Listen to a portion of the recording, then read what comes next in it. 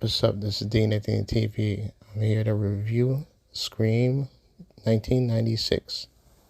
It starts off in the house when someone calls Casey. The killer calls a lot of time. She's in the hollow. He talks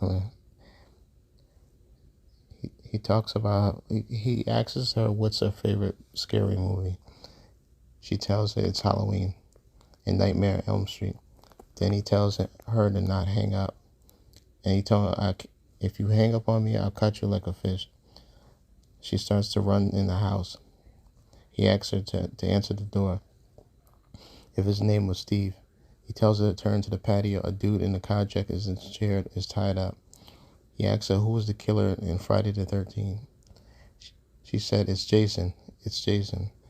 He said, no, you're incorrect. It's Pamela Voorhees. The dude dies in the chair. She waits outside the back door. He grabs her through the window. He takes a knife and stabs her in the chest and hung her on a tree in the middle of the patio. Damn, a crazy opening. It's about to go down. The next day at school, then the person was murdered badly. They're talking about the school group with Nev talks about the crime in the year near the water. The killer calls Nev on the phone and she talks to Randy. He asks her to walk outside. She goes and she's not there. As she walks inside, she's locked in the door and she says she's safe. As soon as the killer comes out and asks her through her on the door and it hit her head and hit the ground. She runs up the stairs to her room and closes the door. And the dude walks into the window and she's frightened and drops the phone device on the floor and she thinks it's him. She runs downstairs and the cop, David, comes holding the ghost mask. They brought the dude in, and the cops investigate the killer. And they said they're holding him up all the way to get his phone history records. Billy was released. They found out that he did not make those calls on the call history.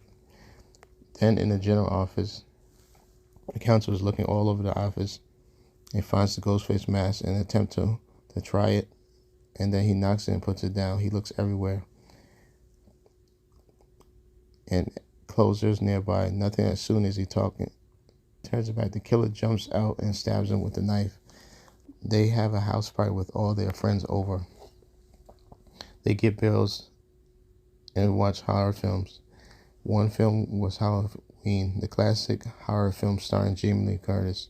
So both Billy and conclusion, Billy and Stu were the killers at the party, and they set up Cindy the whole time. They show her the voice maker. She thought they were her friends, but it just was playing with her.